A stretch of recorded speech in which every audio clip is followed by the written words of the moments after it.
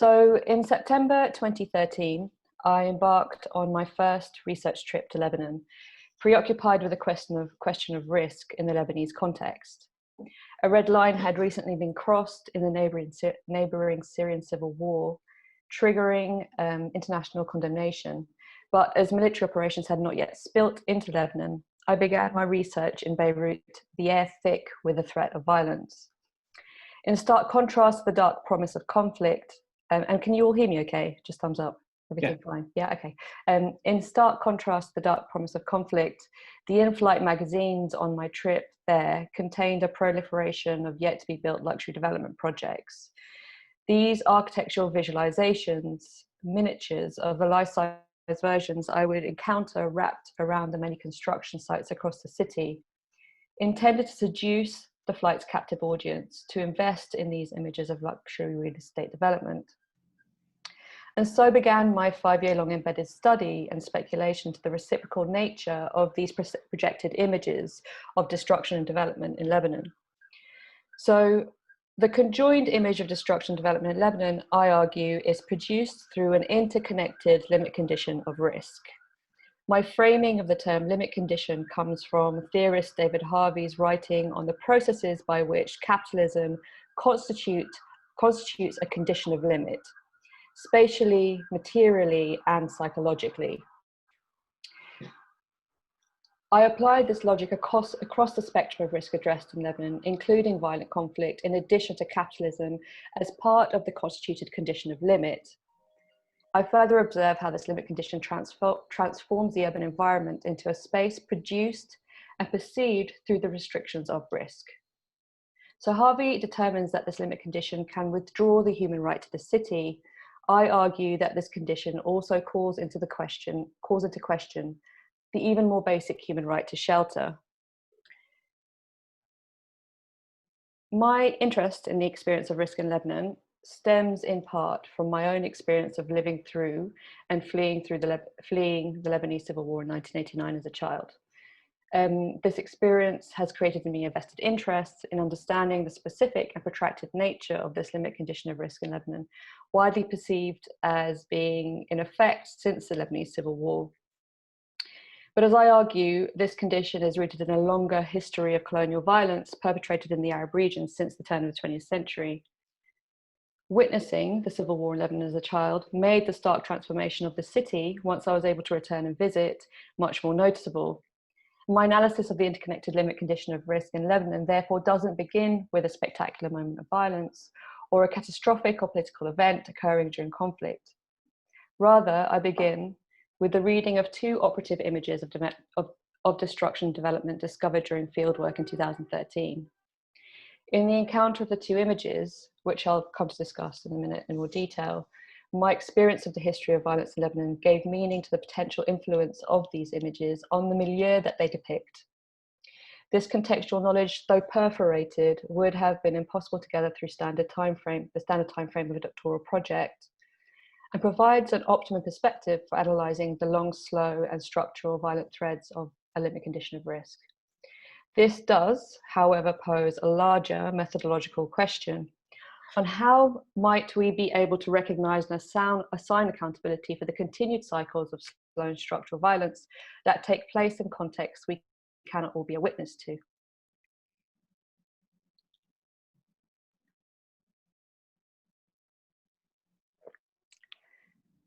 So the history of conflict in Lebanon begins as part of a global history of violence at the turn of the 20th century, which gave rise to the materialization of capitalist ideals of profit-making through the development of the lived-built environment.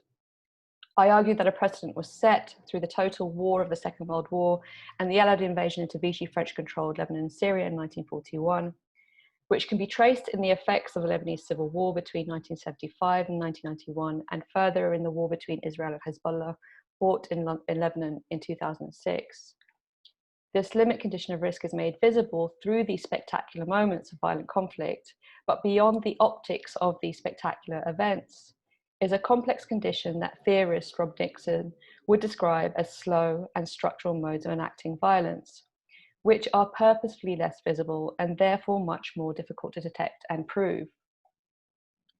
What's interesting about Nixon's distinction between structural and slow violence in temporal terms is that whilst he assigns a staticness to structural violence, his definition of slow violence allows for a longer, slower, more complex framework of causation.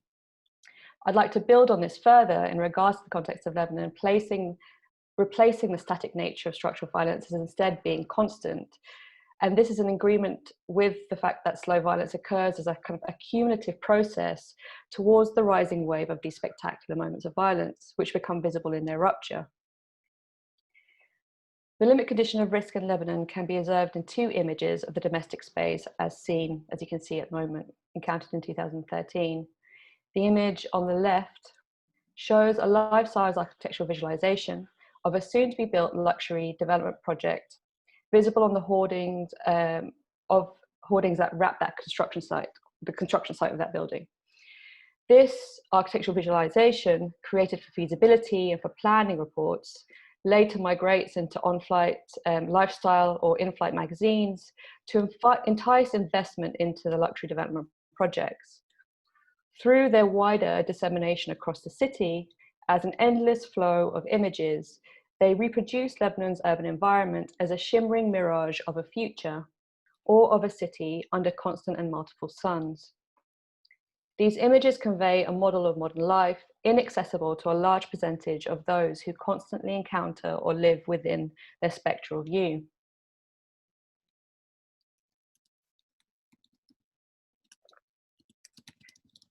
So the image on the right depicts a scene of destruction during the 2006 war in Lebanon, and appears, and was discovered, I found this image, appears on the front cover of a risk assessment report published in 2010. The report reactivates this document, the image is reactivated in this document as a prediction of the next war to take place in Lebanon between Israel and Hezbollah. This image of risk also appears often and is distributed through national and international media networks, presenting itself as evidence of a clear and present threat of conflict. The ongoing nature of this projected threat comes in response to continued geopolitical tension between Israel and Hezbollah, the democratically elected political party. So these two images are not just a visual sensor of a projected limit condition of risk, but are a part of its materialization. Connected on a semiotic axis, these images contribute to a disruption of the present through the realization of a potential future. Both images require the viewer to not only observe and believe in the future they depict, but go as far as to ask their audience to invest and gamble on it. By this process, these images act as a mode of knowledge production that colonizes the future through a form of reality that is both felt in and affects the present situation. At the same time, residents' everyday experience of capitalism conflict and its constructed set of effects, as seen in the two images, creates a violent interpenetration of private and public spheres, intensified by the multiscalar and intersectional aspects of these imposing technologies of governance, The impact of these images poses urgent questions, as what occurs to their operation is a hierarchization of human life between those who are able to profit or protect themselves from these visions of risk and those who are not. In this way, a limit condition of risk produces inequality in Lebanon through distinctions in class, economic standing, nationality, race, religion, and gender. What histories of violence are rooted in the active projection of these two domestic images of risk? And what is the impact of such a projection on a population that is already living through this reoccurring violence with no power to avert its future reenactment?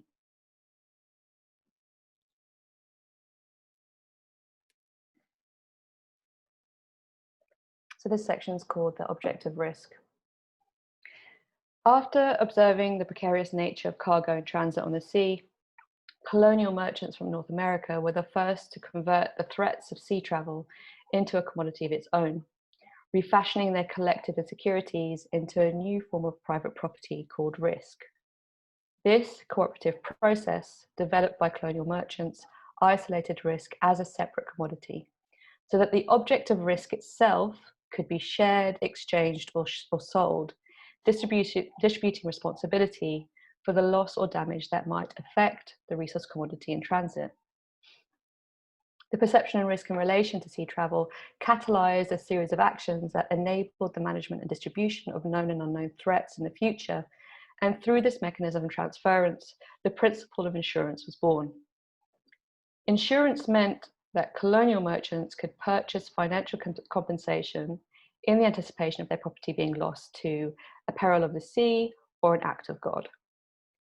In the event that cargo was lost or damaged, the merchant insurer would provide the merchant owner with compensation for the lost value of his cargo, their cargo, thus applying a profit-making logic as a collective strategy for economic security against the recognized risks of trading valuable resource across turbulent seas.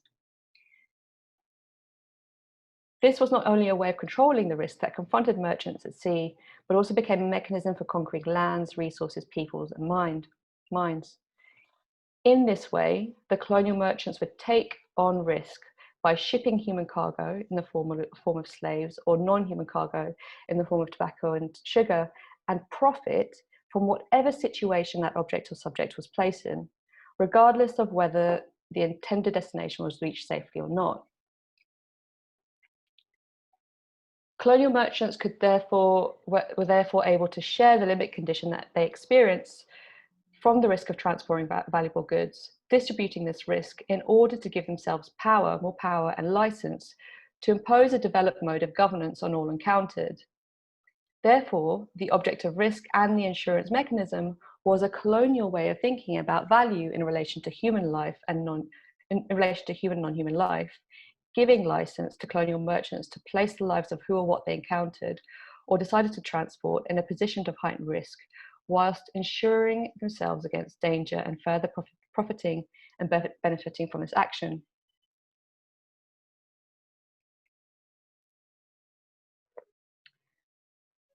Whilst its early conceptualization as a colonial project, from its earliest conceptualization as a colonial project, risk and the insurance principle were always unevenly distributed towards those valued or valuable enough to benefit from the use of its technology. The uneven effects of a limit condition of risk comes as it is not always possible for all affected by its projected futures to have access to mechanisms of insurance. Even if we'd like to argue for a more balanced distribution of risk's effects, the entire mechanism of risk and the insurance principle is modelled on a colonial drive for profit-making. Keeping within this logic, an even distribution of risk is nearly impossible to hypothesize. Therefore, the colonial conceptualization of risk and the insurance principle established an uneven global hierarchy of value in relation to human and non-human life. This is not only in regards to the encounter of land and natural resources, but of peoples and modes of labor as well. This is as the maritime history of risk and insurance facilitated the inhumane colonial embrace of New World slavery, giving colonial merchants the right to own and thus to risk as they saw fit the black and brown bodies of slaves as well as the people they encountered. The colonial duty to civilize took place through a multitude of violent acts and registers, and this was in order to secure the future through a present governing action and further as a mode of colonizing the future.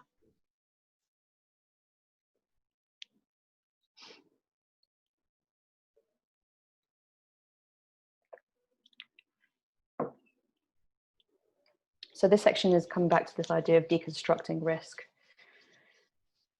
So my intention here is to emphasize the historic effect of the colonial conceptualization of risk as a technology of governance in order to connect risk as a financial and a legal condition produced both through conflict and capitalism.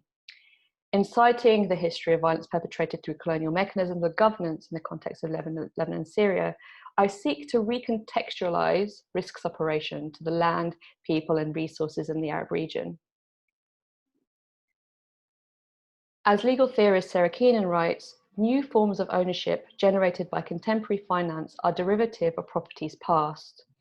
Securitization and the legal means innovated to support it are based on a familiar formula of taking human relationships with land and turning them into distinct, seemingly independent and history-free assets to be traded and insured. The dephysicalization of property in modern Anglo-American law has become more extreme with financialization and new temporalities that accommodate this dephysicalization, which have racial consequences. Following this point on the racialized consequence of the dephysicalization of valuable resources made by Keenan, I argue this foregrounds the connection between risk as a capitalist financial system and risk as a mode of conflict, the modes of conflict legitimized through international laws of war. In its operations as a technology, it has produced an uneven and context-specific limit condition of risk in the context of Lebanon and Syria. So in outlining the connection that exists across the multiple shapes and forms, perceptions of risks produced through financial markets and international laws of war, I ground risk as a colonial mechanism conceptualized in the early 17th century. And in this way, I outline how a method of decontextualizing the violent historic processes that allow colonial powers to gain access and control over resource extraction in the Arab region has erased the body, land, and context connected to these resources, with the aim of extracting it into financial markets that rationalize its capital value.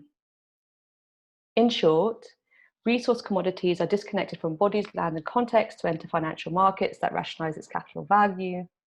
International laws of war and aerial bombardment become the violent process and action undertaken by strong states to secure sovereignty, control, and power of a body's land and resource.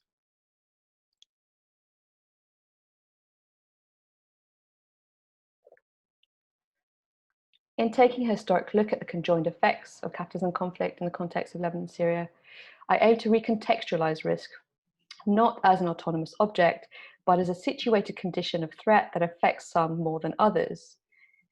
Therefore, though risk and insurance has evolved into a highly sensitive statistical and probabilistic financial technology, I propose that in its many guises across the spectrum of fields, at its core, risk analysis is simply an active mechanism for the enactment and distribution of power and control as a mode of governance. I argue that embedded within the mechanisms of risk, even as at its most evolved contemporary forms, is a system of profiteering which prioritizes some lives over others. In my reflections on risk, whatever shape the objective takes, I maintain its connection to its roots as a colonial technology. The effects of this has unfolded in temporal and spatial terms to give license to those in a position of power to place the lives of some, namely the encountered and racialized other, in a greater position of risk.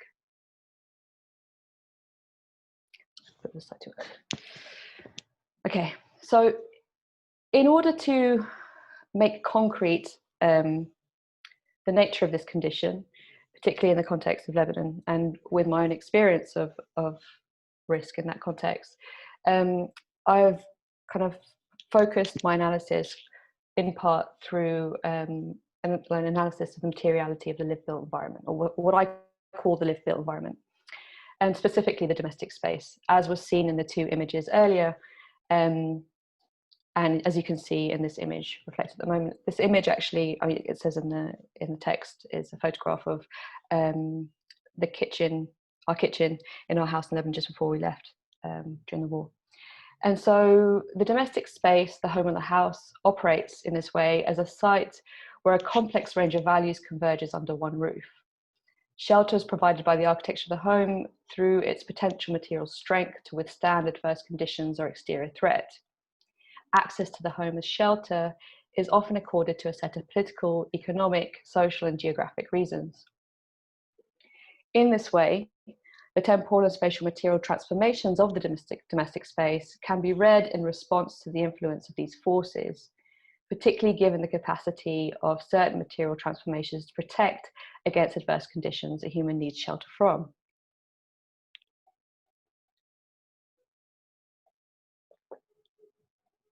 In the uneven access to the home as shelter, the architecture of the domestic space can simultaneously articulate risk as both abstract and effective.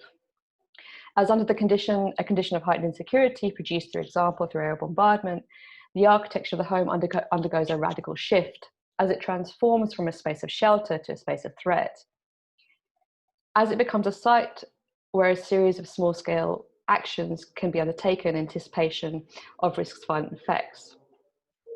See, for example, in the taped window on the glass on the left-hand side of the image, which was put there. I mean, most people recognize that as a means to preventing glass shattering or reinforcing glass from shattering during bombardment, along with like sandbags and breeze blocks. So these small scale actions are a kind of a feeble attempt, as it were, to fortify the home against what can be seen as quite large violent forces. However, beyond their pragmatic function, these actions provide a visual demarcation of the turbulent time and context within which the home is situated. Together, these actions design an environment in which the fear of the future is continuously being rehearsed. The psychological fear of living with this potentiality alters the material components of the domestic space. So I'll leave with with a few questions, at least a few questions. What are the natural and political forces that shape what can be made available as the shelter of the home when thinking about a limit condition of risk? Or to turn that question on its head, how is insecurity in the future reflected in the way the home is constructed? So to illustrate this point further, I was going to screen for you now a short film that I've made. I've only recently completed it, but most of the work on it was done during the PhD. It just took some time to finalize it in the way that I wanted to. So it's only 15 minutes long, and I will play for you now. And if you can have, the sound is very important. So if you can have the sound at kind of mid-level so you can hear it quite well.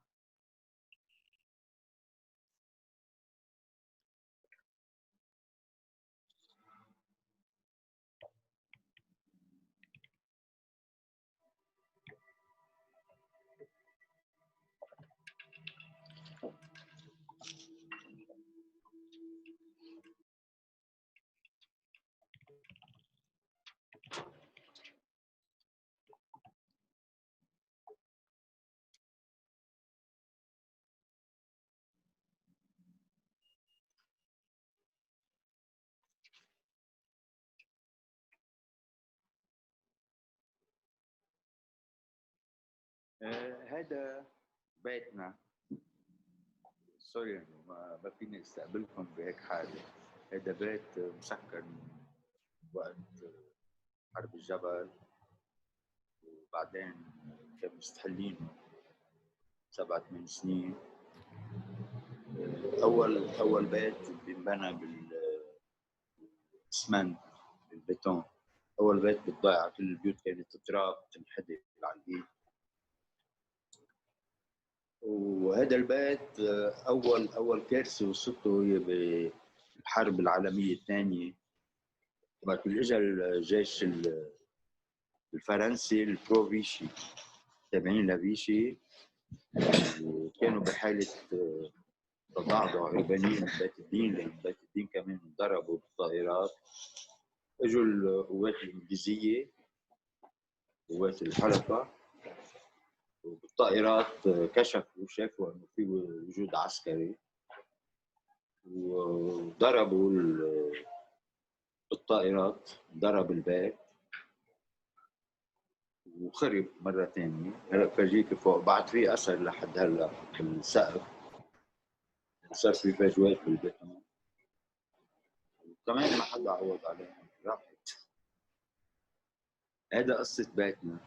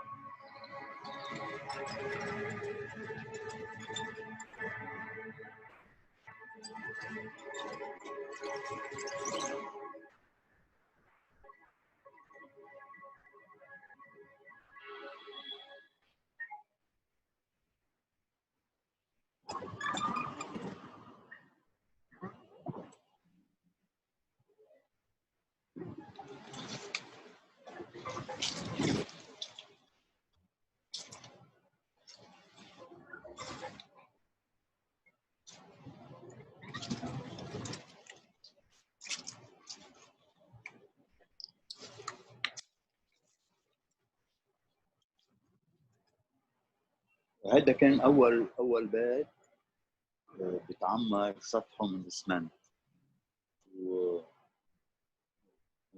مثل بريفيليجيه، كنا نحن عندنا شانس انه بيتنا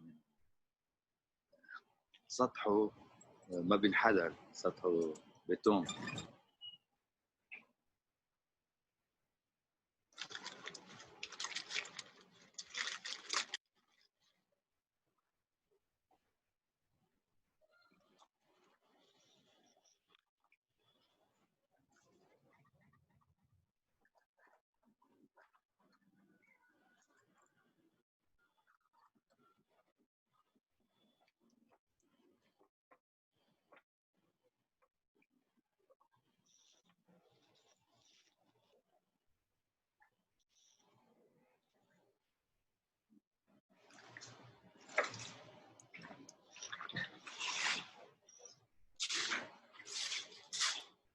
لا اعطيك مثل شو خربوا بايام التهجير. هذه كانت الحمام بقى كلها كان مكسر ومخفوض الاساطر والمغاسل والحمام، كل شيء انخرب.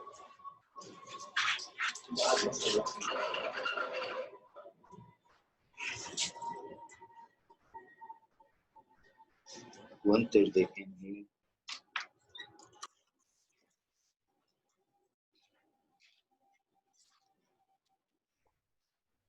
في الأثر كله هذا أثر الدرب.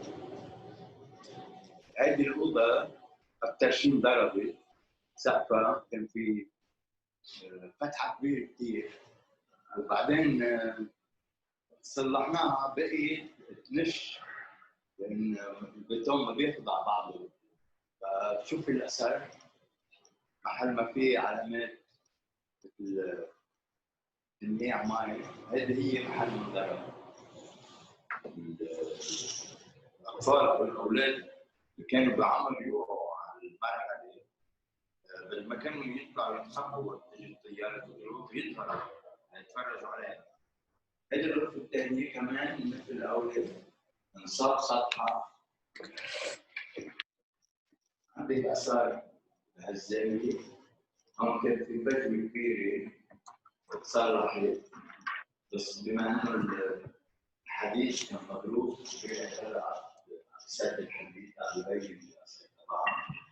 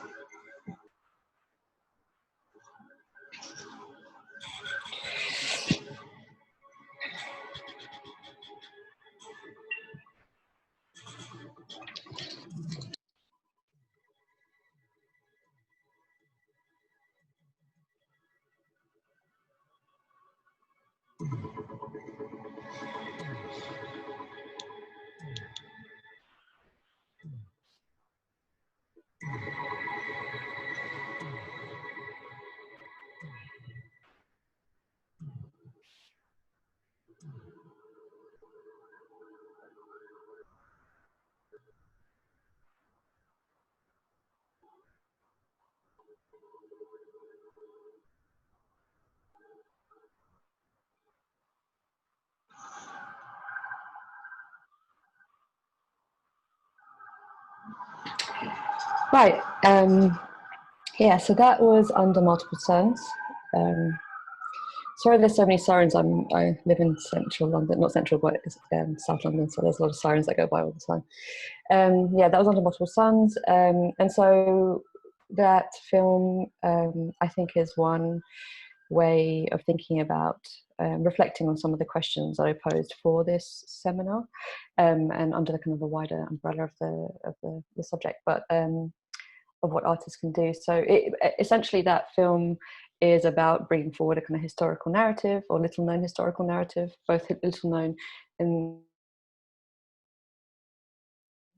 and here, and through that kind of unpacking that history and then its relationship to a contemporary condition of risk, but also what the film does through its kind of poetics to a certain degree is try and engage a kind of human non-human conversation that essentially you are a witness to Subhi being in conversation with his home as they recount and recollect a kind of history of continued cycles of violence. You know, normally if you saw that kind of damage on a building in Lebanon, you might assume it was from the civil war, and you wouldn't know that it took you all the way back to a certain point. So it's really about the two of them kind of remembering together, or unpacking the narrative together, and through that you being a witness to it. And that's how the sound really operates in that work. So I kind of was shooting and researching, developing that film whilst doing field work for a few years during the PhD at with Chasing the Goldsmiths and CRA, the Centre for Research Architecture, and whilst also doing that, I was developing a project, which was the curation of an exhibition and public program in Lebanon that took place at the Goethe Institute and the Arab Centre for Architecture in collaboration with the British Council in Lebanon.